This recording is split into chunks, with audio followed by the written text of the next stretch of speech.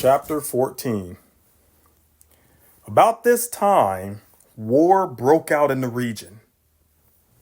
King Amraphel of Babylonia, King Arioch of Elasar, King Chedorlaomer of Elam, and King Tidal of Goyim fought against King Bera of Sodom, King Bersha of Gomorrah, King Shinab of Admah, King Shemember of Zemoim, and the king of Bela, also called Zoar.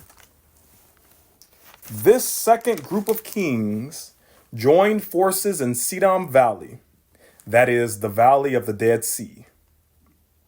For 12 years, they had been subject to King Chedorlaomer, but in the 13th year, they rebelled against him.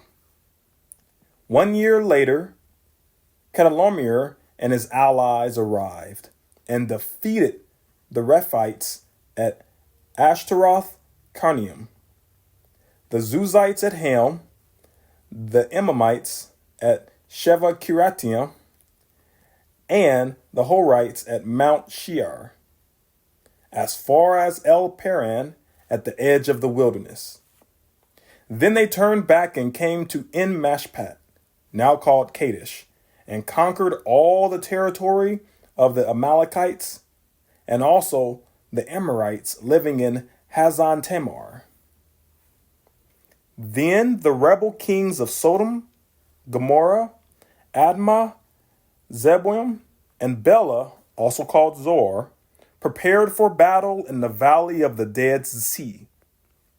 They fought against King Chedorlaomer of Elam, King Tidal of Goyim, King Amraphel of Babylonia, and King Arioch of Elasar, 4 kings against 5. As it happened, the valley of the Dead Sea was filled with tar pits. And as the army of the kings of Sodom and Gomorrah fled, some fell into the tar pits, while the rest escaped into the mountains. The victorious invaders then plundered Sodom and Gomorrah and headed for home, taking with them all the spoils of war and the food supplies.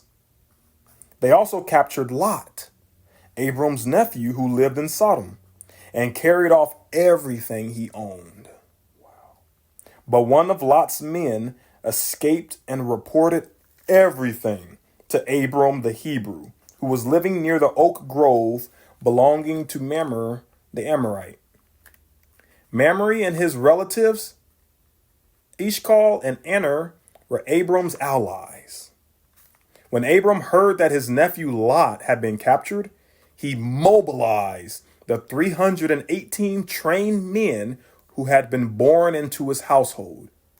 Then he pursued Chedorlaomer's army until he caught up with them at Dan.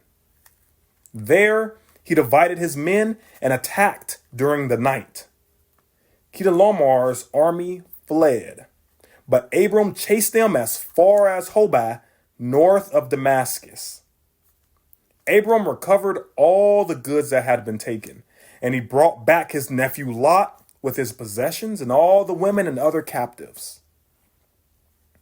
After Abram returned from his victory over Chedorlaomer and all his allies, the king of Sodom went out to meet him in the valley of Shaveh, that is the king's valley.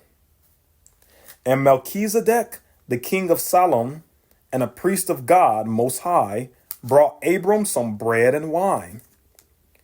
Melchizedek blessed Abram with this blessing. Blessed be Abram by God Most High, creator of heaven and earth, and blessed be God Most High, who has defeated your enemies for you.